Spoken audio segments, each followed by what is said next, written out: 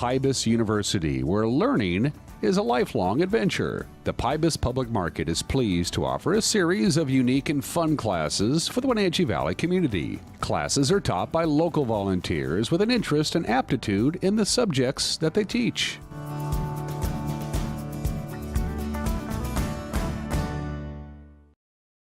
Well, welcome. Thank you so much for coming in and really taking the time to gather more information so that you can build your health.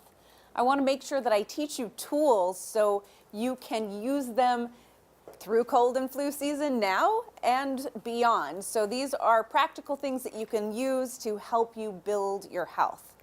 So first off, I'm Dr. Allegra Hart. I'm a naturopathic physician here in town, and I have a practice that I've been running for 10 years. So my goal is to teach you how to be healthier. I want you to understand why I'm giving you the recommendations that I give you so that you can make a conscious choice of whether or not it's a good fit for you. So my goal is to give you tools and resources, teach you how to use them, and help you build your knowledge of how to be the healthiest possible you. So my practice is here on the north end, 1417 Maiden Lane. And I've been teaching with Pybus University for the entire time that they've been up. And so it's a real pleasure to be here. So we're going to dive in because there's so much for us to cover. Who here has worked with a naturopathic physician before? Okay, some. So let me tell you a little bit about what that is, because that's really the number one question I get is, what is it that you do? So I am a licensed physician. I went to medical school and was trained in many different things, all of the basics, and including things like herbs and nutrition and all of the nuances to help you build mind, body, and spirit. So these are the tenets of naturopathic medicine. So like all medicine, first, do no harm. That is going to be the goal. So my goal is to give you recommendations to help build your health. And it is all trying to build health on all levels. So we're keeping that in mind as we're building. Next is the healing power of nature. So I believe that we are built to heal. So our bodies are instructed on how to heal on a cellular level. And what we're doing is helping you remove obstacles so your body can do what it's built to do. Learn how to give yourself more resources so your body can have the building blocks that it needs to do its job properly. And next, identify and treat the cause. So in naturopathic medicine, my goal is to help you figure out what's going on so we can get to the root of that and address it at the root. Instead of putting Band-Aids on it or trying to palliate or suppress, the goal is to help heal from the core of the issue. Now, sometimes that's really difficult to find, and sometimes we need to palliate as we're seeking, because we're all about balance and trying to find out, okay, what do we need to do to find out where we need to start first? And so it's all about trying to get into those deeper layers of healing so that we can begin that transformation by letting the body do what it's built to do. And next is doctor as teacher, which is why I am here. I am here to teach you, to give you more information, to start conversations, to help you start considering maybe there's another way to go about this. Maybe you have more options than you originally thought. And so I'm hoping to plant some seeds here that you can figure out what you want to do with and take out into your life so that you can start building your life and your health at a deeper level, at a consistent level, so that you can gather that knowledge and use it as feels best for you. The next is treat the whole person.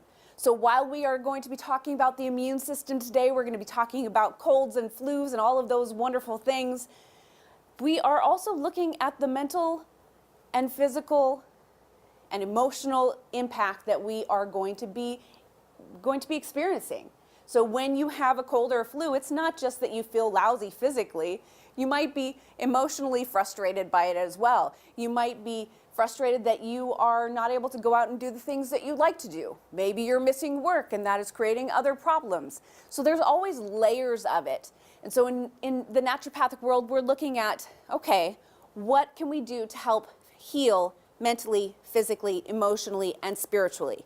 It's going to all come into play so that we can create that balance there. And of course, prevention. So we're going to be talking a lot about how do we prevent long-term chronic issues that can come along with not dealing with immune issues early on. So the goal is, how can we help optimize your body's ability to do its job to prevent it from turning into something that is a chronic illness? So if we can give you resources so that your body can heal and it won't continue going down that inflammation cascade, which is a whole nother class, by the way, then we can shift this. So we're going to be talking about how do you build your immune system and how do you deal with all of those colds and flus that are just really ripping through our community right now. And I bet some of you might have had the chance to have one of our lovely colds and flus this season, and maybe it's lingered longer than you expected. So we're going to talk about ways to deal with that as well. All right. So we're going to talk about exposure, how to be aware of pathogen fuels, so what things are going to be pushing that illness to stay longer, things to help you build your immune system, foods, herbs, tools that you can use to help your body heal more quickly. And of course, as is true with all of my classes and all of my courses, I will leave you with a challenge to take out into your world, because this has to be proactive. Knowledge without action is useless. So I want to help you be proactive with that. So there's one thing we need to be aware of. So oftentimes we find ourselves not interacting potentially, or holding back, or being worried that we just don't want to catch something. Well, the reality is these pathogens, these colds, these flus, these bacteria, these viruses, they are everywhere.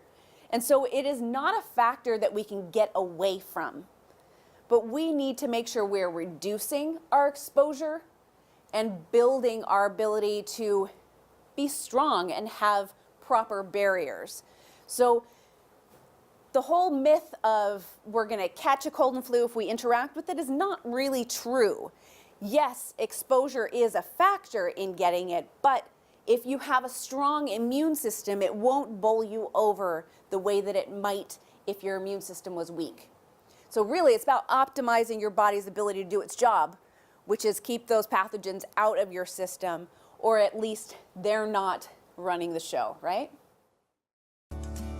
Pybus University, where learning is a lifelong adventure. Have a fun video you'd like to see featured on NCWLIFE? Email us at newsphotos@ncwlife.com. Pybus University, where learning is a lifelong adventure. So you cannot fight the eventuality that you're going to be exposed to it. So you can take that worry, stick it on the back burner, because you're always going to have these things come around. So that is not what I want you to focus on. Yes, reducing exposure is definitely important, but know that it is everywhere, and we need to be mindful that we need to build our core strength, our immune strength first. So let's take a look at the lifespan, and of course this is all bacteria and viruses all crammed into one little very simplified lifespan, but sometimes bacteria and viruses have a very, very short life. They can't live outside of the body for, more than 15 minutes, and then they're no longer viable and no longer functioning. Others are hanging around for a week. So when we're looking at this, things that we're touching, things that we're interacting with, that bacteria or virus has to be on there for somebody who has that illness or is a carrier of it, and you have to touch that within 15 minutes to 7 days. So you can imagine that the risk is definitely out there, exposure is there, but we need to be mindful about how do we manage that, right? So again, it's not the fact that I walk into this cold virus and I've caught it. It's only going to become an issue if my immune system is weakened in some way, if my immune system is not working properly.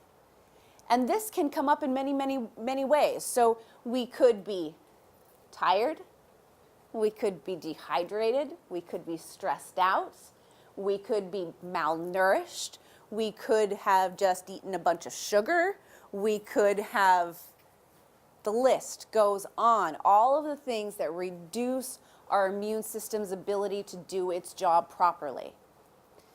So I want you to be mindful of this, that it is your system when it's not working properly that creates that gateway that allows for that cold and flu to come in and make a little home within your system and basically set up shop. So we are looking for ways to strengthen your immune system so your barriers can be stronger and more effective. So let's talk again a little bit more about exposure. So when I'm thinking about exposure, the first thing, the most sneaky version is respiratory droplets. That's the clinical term for it. And I thought this little dragon fountain was an adorable and gross way to show how we can just inadvertently be exposed to something that somebody has. So somebody sneezes as they're walking by you, somebody coughs, somebody breathes. It's kind of going to happen, right? If you're out in the world, you're going to be exposed to people breathing, at least, best case scenario, right? So when we're aware of this, these things are out in everything. They're out percolating through here, and that doesn't mean that that's a scary thing. I just want you to be aware that the more you build your immune system, the better off you're going to be, because these suckers are everywhere, and we just need to be mindful of that. That maybe if somebody sneezes in your face, probably be a good idea to go just give your face a wipe down. But that's only going to minimize. And really, that's a big goal. Minimization of exposure is a huge plus. Because what do we do as we're wandering around? We touch things, we open a car door, we grab a door handle, we rub our eyes if we're tired, we feel that little itch, and we just can't help but have our hand go up to our face and scratch it, rub our eye, rub our ear. All of those things, pick something out of your teeth that you do without even thinking about it, right? We do these things and we just don't consider it. But these are places we need to be aware of. It's very cool here. In the bathrooms, they have the foot stomp opener. How lovely is that? Another way where you can reduce exposure and yet still get where you need to go, right? Great option. So all of these layers of exposure, we're walking into it, we're interacting with it, we're constantly exposed. So what's the next layer? Before we dive into that next layer, though, we need to talk about the traps that we all do. This is the number one issue that leads to colds and flus lasting far longer than they should. We don't do anything until we have no other choice, right? Yeah, oh no, that's not a runny nose. I'm just fine. And you're just like denying that that's what's going on. You're like, no, my ear doesn't hurt, and you're like tugging on it. Or maybe you see your kid and they're tugging on their ear. Are you feeling okay, honey? Mm-hmm. Yep, just fine. So maybe you don't understand that those are the initial signs. We ignore those triggers: runny nose, itchy throat, clearing your throat maybe, itchy ears, maybe feeling a little stuffy, maybe feeling a little congested, maybe not quite able to take a full deep breath, but no, that's fine. I can work through it. And so we wait until these things are full on, like faucet running out of our nose and we can't hardly talk, or maybe we lost our voice, or we're unable to leave the bathroom because we are constantly blowing our nose or having discharges in other ways. So all of those factors that we wait until basically the wheels are falling off the bus to do it.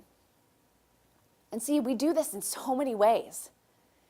It's fascinating to me that we wait until things just are decompensating to take care of ourselves. But if we can become more proactive in this way, oh my goodness, it goes into chronic illnesses as well. You know, we're focusing on acute illnesses here, but we neglect those signs of chronic illness for so long. And yet, if we can become more proactive with, hey, you know, something's not quite right here, I need to figure out what's going on and look for that cause, then we can really create a transition in our long-term health. So it works with acute diseases, it works with chronic diseases. The more proactive you are, the more opportunity you have to redirect the route of that illness and have it maybe not be nearly as bad as it might have been. The next thing we do with acute illnesses is we stop taking care of ourselves too soon. So we might be feeling 50% better, and then all of a sudden we are like, yep, totally, I can go back to work or go back to school or go back and do whatever it was that you were doing. And so when we are stopping our self-care, and we're going to talk a lot about those tools, before you feel 100% better, you're stopping too soon. And in fact, if you stop these tools right when you feel 100% better, you are stopping too soon. You need to continue these tools and using them and being consistent with them for 3 days after you feel 100% if you really want to clear out that last little bit. Because we are so amazing. Our bodies are fascinating and so capable that we can be feeling back and at it when we haven't finished up cleaning the playing field. We haven't finished up getting all the stuff cleaned out, the cobwebs and the things that have kind of crept up with that illness. But if we continue and get that last little bit out, then you've actually reset yourself so that you can have a stronger immune system than when you started.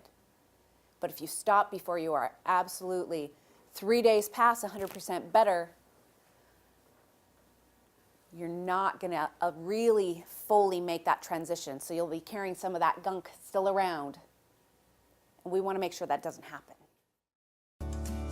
Pybus University, where learning is a lifelong adventure. No matter what the season is, the weather is always fine at Wenatchee Valley Mall. Come explore the stores today in East Wenatchee and online at WenatcheeValleyMall.com. Pybus University, where learning is a lifelong adventure. All right, so let's talk about these first lines of defense, shall we? So we know exposure is out there. This is just life. So first off, we need to make sure we're washing our hands. Sounds like, I'm sure you've heard this before, right? Is this new to anyone? Got to wash your hands? Awesome. So washing your hands, full suds. You're getting your hands together, rubbing between the fingers all the way around. And I want you to sing the birthday song twice. So when you're washing your hands, happy birthday to me, happy birthday to me, you run through that song twice while you're dancing away and bopping away and enjoying your immune building technique of making sure you're spending the amount of time you need to with that soap to let it do its job. Super simple, super playful. If you got kids, teach them that, and you will hear them humming the birthday song every single time they wash their hands. And it's a great way to just ingrain that into being a playful thing rather than, oh man, I gotta wash my hands for how long? You wanna make healing fun. Allow it to be a silly experience. So allow yourself to play with this and enjoy the silliness of, I'm singing the birthday song while I'm washing my hands. You gotta let life become an enjoyable process so that you can take care of your body without it feeling like drudgery. Okay, the next thing is pause off, right? So first off, you've cleaned your hands. Now you got to make sure you are not doing those things that we talked about before.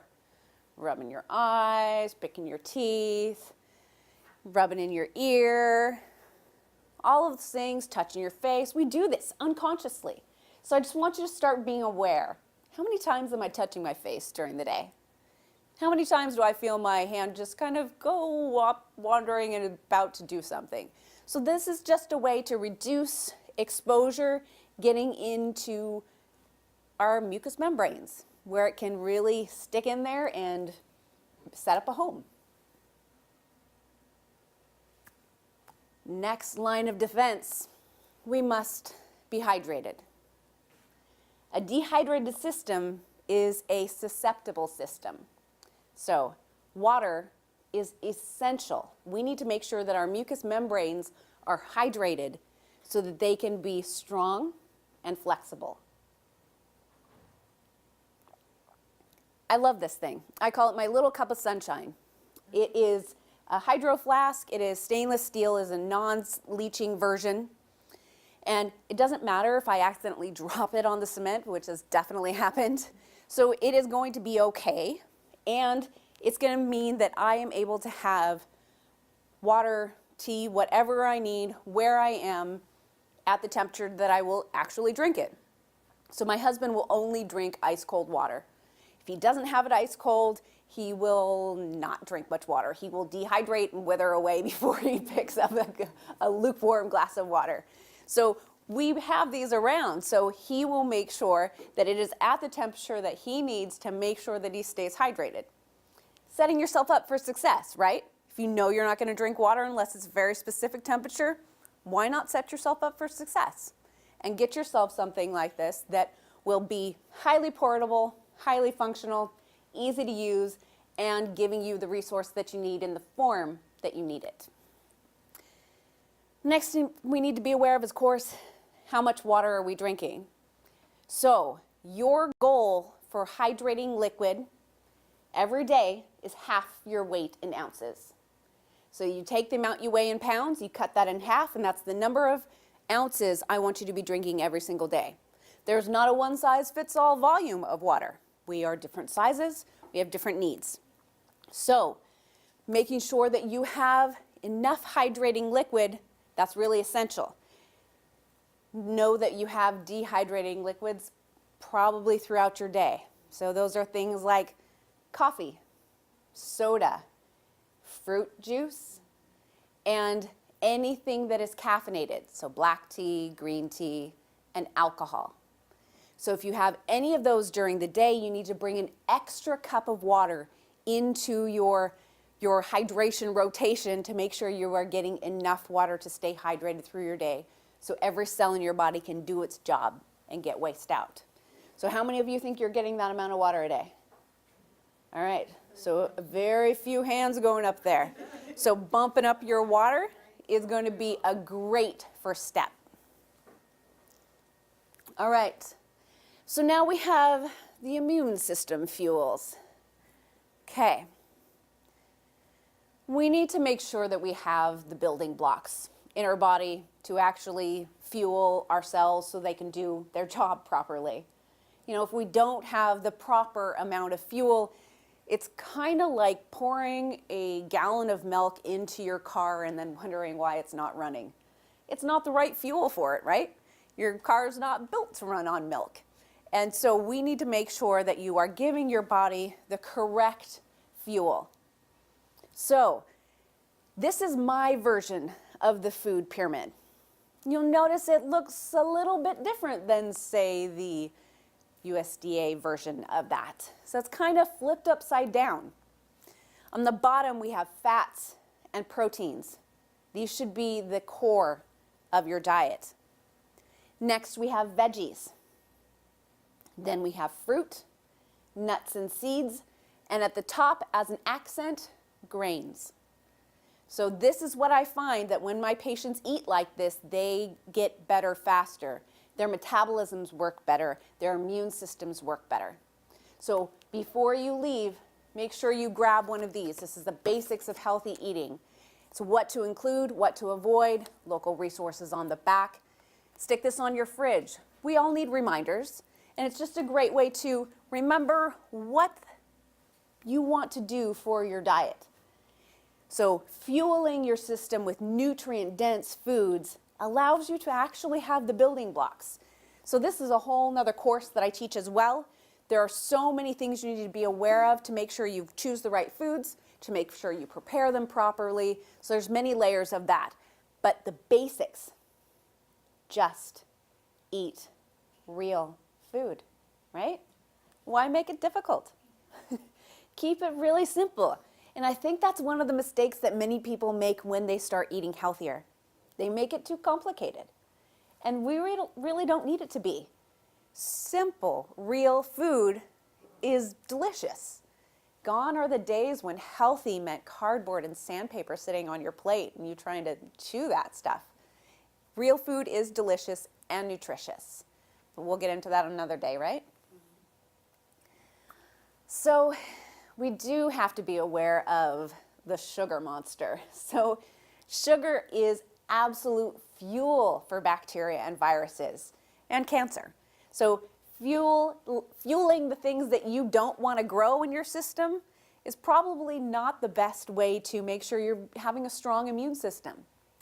So sugar, in even small amounts like the amount in a glass of orange juice, can reduce your immune system function by half for up to 6 hours, depending on your system. That's a pretty huge impact. So imagine what happens here when we are eating candy all day. Well, that's just completely suppressing your immune system's ability to do its job. And I've been thinking that, cold and flu season, right? Around the time we have holidays. And what do we do on holidays?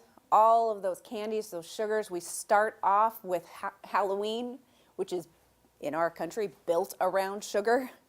And then we have Thanksgiving, and then we have Christmas and New Year's, soon followed by Valentine's Day, exactly, which is like, hey, let me give you immune suppressor as a gift. I love you. Let's give ourselves immune boosting things rather than things that will slow our body's ability to heal. But it's funny the things we get caught into. So many people say, oh, well, I'm going to eat healthier, but it's going to be after the holidays. And my favorite people are the ones who are like, I'm changing my diet. It's happening today. I don't care if Christmas is tomorrow. It's happening. Because if you want to make something change, you will do it right now. If you really don't want to make it change, it will happen tomorrow. And tomorrow, oddly, never shows up, right? Okay, so there is a South American saying that a good broth can raise the dead. So it has been well known that a good broth is very nutrient dense, and that whole chicken soup for a cold thing comes from a good broth being a very nutrient dense, nutritionally available way for us to get more nutrition into our body in liquid form. So even if we are limiting other foods in any way, bone broth is a great way to help boost the immune system's access to nutrition, help to hydrate us, and help our bodies work properly. Super simple. You can drink it straight. You can have a light soup. You can mix it into sauces, gravies, whatever. Many, many layers of how you can consume this. So I've got a recipe for this on my website. Super simple. One little trick for making your bone broth at home. Add something acidic while you're making the broth. Whether that's lemon juice, apple cider vinegar, a little bit of wine. That acidity helps you pull more of those nutrients out of the bones, so you have more nutritional density in that broth. Really simple, really easy. Throw all that stuff in a crock pot, walk off, and within 12 to 24 hours, you have broth that is ready for you with nothing more than scraps if you play your cards right. So whether that's veggie peelings, bones that you've collected from meals throughout the month, can be literally made for pennies on the gallon out of waste. Super simple, delicious, nutrient dense. Pybus University, where learning is a lifelong adventure. Is your vehicle in need of a quick oil change or tune-up before hitting the road this summer? Stop by Quick Lube and Tune, the home of the good guys at 610 South Wenatchee Avenue. Pybus University, where learning is a lifelong adventure. Many people find that when they are ill, eating lightly is an optimal thing for them. So if this is true for you, then something like that broth, maybe with some veggies thrown in it if you want something, can be a really great way to get some nourishment into you, have it be really easily digested, but light as well. So we're not bogging the digestive system down with any work to do when we're asking it to manage our immune system in other ways. And you know, one of the things that many people don't know is 70 to 90% of your immune system, depending on what research you read, is in your gut. That's huge. So whatever we're putting into our bodies is directly impacting our immune system's ability to work properly. The next thing that I love to recommend is my immune tea. So this is a very common recipe in the naturopathic world. So it is called the immune tea, and it is basically created like this. Super simple.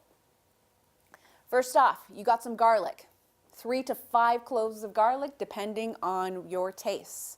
You crush them. You then chop about half a thumb's worth of ginger, and you can then put that into a mason jar with your crushed garlic. Next, a pinch of cayenne pepper. Simply the stuff that's in your spice cupboard. Super simple, it's there. And the juice of 1 lemon. All of these things sweetened, if needed, by ideally raw honey. So raw honey has got all of those great enzymes and is well known to be an immune builder. Small amounts can go a long way. Throw all of those into a mason jar, the 4-cup kind, not 4 quart, that's huge. Then you top it off with boiling water, put the lid on, let it sit for 10 minutes, and then throughout the day you drink it. Every day that you're ill, you drink one of these. At the end of the day, you eat the garlic and the ginger. These are great immune builders, and basically you have cooked the garlic and the ginger by that time, so it's not that really burning, pungent, raw garlic that some of you made a face from. I understand, I've been there, either way. So this is a simple way to bump that up, to bump up these great anti-inflammatory, immune-building herbs, throw them all in. If you have a particular tea that you like, you could use a tea bag in that as well to give it a different flavor. Play with this. This is just a baseline. Super simple, easy. You can even use the dried herbs in there. Not nearly as effective, but way better than nothing. So play with it. What do you have on hand? What do you have in your kitchen? Simple stuff. It's really simple. Okay, so we're going to dive into some tools, and these are my favorite ones. And I got to say, it'll be really fascinating to watch your faces as I'm telling you this, because I've had some hysterical faces from my patients in the way they've looked. You want me to do what? I wouldn't do it, say it, or recommend it if it didn't work, and I use these too. Okay, so socks. This is a great way to utilize socks to help you heal. Now, if you have some adorable socks, this is fine, but totally not necessary. This is a pair, 2 pairs of socks that are going to do this job for you. First off, you have a pair of cotton socks and a pair of wool socks. And what you do is you take a nice hot shower before you go to bed. Maybe it's a bath. Maybe you are just soaking your feet in warm water. We want to warm up your feet and get some circulation moving. You take those cotton socks, you put them in cold water, the coldest water you can find, and then you wring them out so they're no longer dripping. Then you take your socks, the wet cotton pair and the dry wool pair, you head to bed. You put on the cotton pair, and then you put on the dry wool socks over that. Hop in bed. You might want to throw an extra blanket over your feet, but your body says, what the heck? My feet are wet and cold. I need to warm them up. And so it draws that heat and energy down to your feet, which creates this drainage action here. So anything that you might have stuck here, any cold, flu, itchy throat, mucus, ear pain, coughs, all of these things, it creates a drainage so it's not sitting there all night. When you wake up in the morning, both pairs will be dry and you will be less congested. 3 nights in a row is a baseline for this. This works if you bust it out at that first sign. Again, this is amazingly beneficial. When I was first told to do this, I was like, you want me to do what? And it's going to help. Okay. So skeptical me goes, sure, we'll try it. And I did, because I wanted to see, is this ridiculousness really true? And it worked. And it worked again and again and again. So this is a super easy thing. You just need socks and water to be able to help reduce upper respiratory congestion, to speed the healing of anything that is an upper respiratory issue. And what do you know? Helps with headaches as well, helps increase circulation. So minimum of 3 nights in a row. If you have neglected it and have not stepped in and really done it right when you had that first sign of itchy throat, cough, sneezing, whatever it is, you're probably going to have to do it a little longer. So first sign is always going to be a benefit. Now, I do have those patients and that husband who is vehemently opposed to putting wet socks on. So I had to come up with an alternative. And what that is, it's basically taking either Tiger Balm or Icy Hot or Bengay, one of those menthol hot cool rubs. Put that on the bottom of your feet. Put a pair of cotton socks on, go to bed. It has that same cooling action. It is not as effective as the warming socks, but it is much better than nothing. So that's my backup for the people who are like, nope, not going to do the wet socks. This is now multiple ways so that you can do the same thing. So again, repetition is going to be your friend here. Pybus University, where learning is a lifelong adventure. Are you wanting high-speed internet but don't have access to PUD fiber? Try Sky-Fi high-speed wireless internet from LocalTel. Call 888-8888 today. Pybus University, where learning is a lifelong adventure. Okay, so if we have any upper respiratory congestion, colds, flus, ear infections, anything that might be creating mucus in your sinuses, we need to flush that out. Who here has heard of a Neti Pot? Okay, most of you have. Excellent. So basically, this is another one of those things when I looked at it and I thought, there's no way I'm going to do that. But again, it works, and that's why I do it. So this is basically two versions of Neti Pots. There are many different kinds of them. There are even syringe-looking things that you can push the water through slowly. I don't like those because I think the pressure can be sometimes too much, and this just allows gravity to pull the water through one nostril, up through the sinuses, and then down, out the other one. And it basically drains that, and you're using salt water in here, which is antibiotic as well, and is the same salinity as your tissue. So it helps to rinse stuff out. And let me tell you, if you get that salt level wrong, it burns. Too much, too little, it's going to burn because it's not the same salinity as your tissue then, and so then it pulls. So it's very simple. Everyone has a different volume. They're going to come with What do you put that in? You want to use an unrefined, uniodized sea salt for this. That's going to be the best way to do that. Keeping this on hand is a great thing to bust out. First sign of congestion.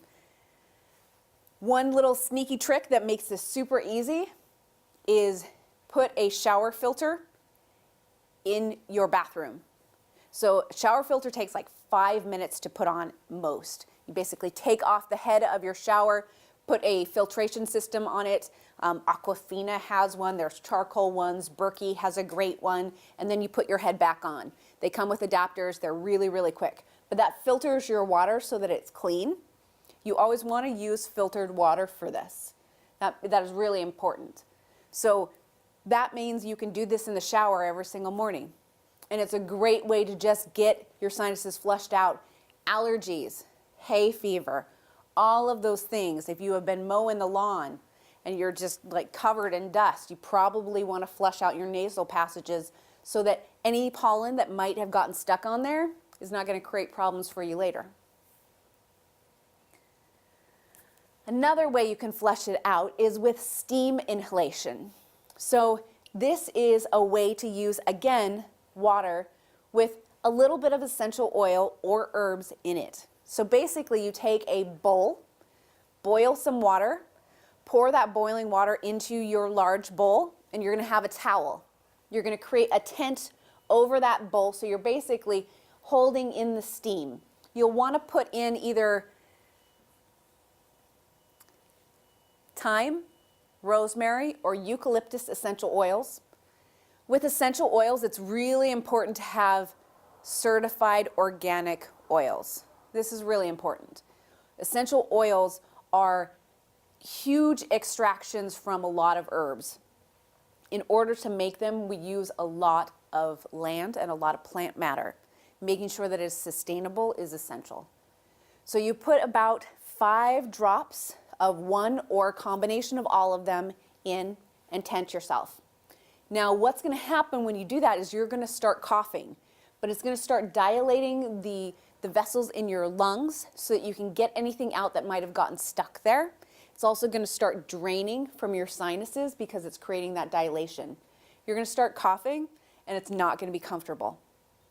That's going to happen for about 2 minutes, and then you're going to start breathing way easier. You're going to have a lot more just kind of fluid coming out, so your nose is going to start running. This is exactly what we want. We're just getting stuff out. We don't want things stuck in there.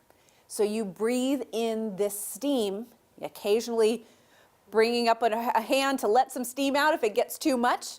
Make sure your face is not too close to the bowl, so you might be about 18 inches away from that.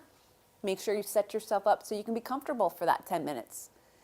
This is just a simple way, easy way that you can do at home that helps to just become antibacterial and also draining for yourself. So very easy, very effective way to just get stuff moving. Okay, so this is an advanced version. So hydrotherapy is basically using water to help your body heal. We have covered many hydrotherapy techniques so far. This is another one. So what this involves is a cotton t-shirt. What you do is kind of like the socks. You take a nice hot bath, and then you take your cotton shirt, dunk it in the coldest water that you can, and wring it all out so it's no longer drippy. You put that on. And then you wrap a towel around you and bundle up with blankets, and you let yourself then get hot and sweat. And you will sweat through and dry that shirt if you leave it on long enough. If you do that overnight, you can even wrap yourself in a sheet and allow yourself to do that. So basically what you're doing is you're creating this vasodilation and constriction in your thorax. So any area that's going to help you get stuff moving. So if you have any upper respiratory issues, this is just another way. Now this is a quite advanced version, and it's one that I typically don't recommend to my patients, because when they do all those other things, they don't need this. They don't need to get to this advanced one because they have dealt with it early on. And they know now the first sign of runny nose, itchy eyes, itchy ears, sore throat, they bust out, all of those other things. So rarely do they have to use the more advanced ones. And that's what I want. I want this to be used very rarely because it's not needed. But if you do need it, I just wanted to make sure that you had that tool. Has anybody heard of the t-shirt therapy before? No, we got a couple like, what? Yep, weird but oddly effective. Pybus University, where learning is a lifelong adventure. This is State Representative Kerry Condata inviting you to watch our new and improved 12th District 2.0 show. Guest hosts John Wise and Shiloh Shower bring it all home with yours truly, Kerry Condata. Pybus University, where learning is a lifelong adventure. The next thing we do need to talk about is rest. So many times we just think we can continue to plow through and not rest. But the reality is we can't. We need to allow ourselves to rest so that we can actually heal and make a transition in our health. If we think we can keep going full bore while we're sick, please do not think that your system then has the ability to heal. When we rest, we shift into that parasympathetic state. So we've got your nervous system's two states, parasympathetic and sympathetic. The parasympathetic is the rest, digest, and heal state. It's the place that actually allows you to calm down, to relax, so you can shift into focusing your energy on healing. The sympathetic state is the running around doing everything on that to-do list. It is the running from a bear. It's the stress state. It's the, oh my gosh, I'm so worried about blah, blah, blah, blah, blah. All those things that we get caught up in our modern life of the thousands of things that we're being stimulated by, lights, signs, all of these things that we become overwhelmed. And we kind of phase them out. But guess what? What you filter out, you're still influenced by. Even though you might not feel like the constant television or constant screen time is irritating you, your nervous system feels otherwise because it's still having to process that information. And if you're having to process that information, you are not resting. And rest is essential. So allow yourself to give yourself the gift of rest. It is a hot commodity these days, true rest. And it is truly one of the best gifts that you can give yourself. So we covered a lot today. A lot of tools, a lot of resources for you, a lot of ways that you can build your health. And I want you to know that every little bit helps. Even though you might not do all of these things, if you do some of them, you're going to get some benefit. If you do more of them, you'll get more benefit. I like to think of health as layers. So when we add in these layers of health, it's not just one thing, but it's the many little things that add up. Making better food choices, hydrating yourself better, making sure that you are allowing yourself to rest and sleep well. Make sure you are being mindful of the stimulus that you're exposed to. You're mindful of when you are feeling not quite so awesome and might need more rest, or when you need to go out and shift those cycles. Every little bit helps. And that's really, really essential. These layers of health, because there is no magic bullet. There is no magic pill. There is no one thing that is the changer of it all. It's about better choices every single time we can. When something in your pantry or in your kitchen needs to be refilled, make better choice. Up your game. Instead of cleaning it all out in one go, just up your game every single time, and you will have completely reformatted what you're eating in probably about a month. And then next time, you up your game again.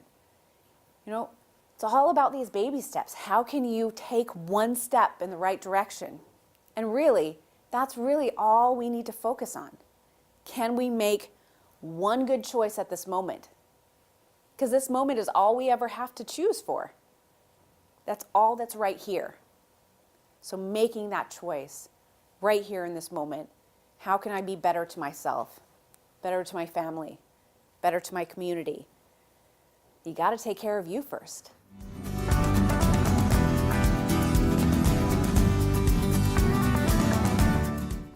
Get the fastest internet available in North Central Washington by switching to LocalTel and get speeds up to 1,000 meg. Call 888-8888 today or go online to localtel.net.